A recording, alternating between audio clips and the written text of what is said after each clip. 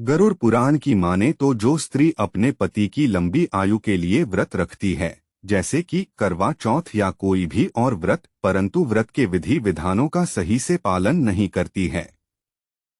यदि कोई स्त्री उपवास के समय कई बार भोजन करती है, तो गरुड़ पुराण के अनुसार यह व्रत उसके पति की लंबी आयु को कम कर देता है। पत्नी घर पर अक्सर अकेली रहती है और घर की बागडोर भी पत्नी के ही हाथों में रहती है, और इसी कारण पत्नी का चोरी छिपे पति से धन और कुछ अन्य चीजों को छिपा लेना बहुत ही आसान हो जाता है। परंतु पत्नी का यह कृत्य उसके पति की मृत्यु का कारण बन सकता है। दूसरा कारण यह है कि अगर कोई स्त्री जरूरत से ज्यादा झूठ बोलती है, बात बात पर झगड़ा करती है और अपने पति की कोई भी बात नहीं मानती है तथा बात बात पर अपने पति की झूठी कस्में खाती रहती है, तो ऐसी स्त्री के पति की आयु भी कम हो जाती है।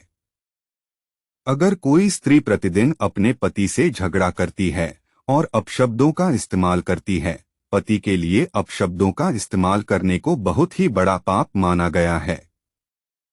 इस कृत्य का परिणाम पति की अकाल मृत्यु का कारण बनता है और ऐसी महिलाओं के पति की अकाल मृत्यु हो भी सकती है।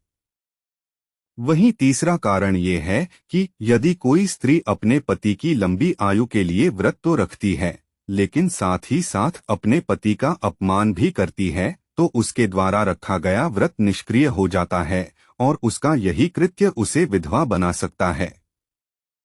वहीं यदि किसी व्यक्ति की पत्नी मांस का सेवन करती है, तो उसके पति के स्वास्थ्य में दिक्कत आती रहती है और साथ ही साथ वह मांसाहार उसे विधवा भी बना सकता है।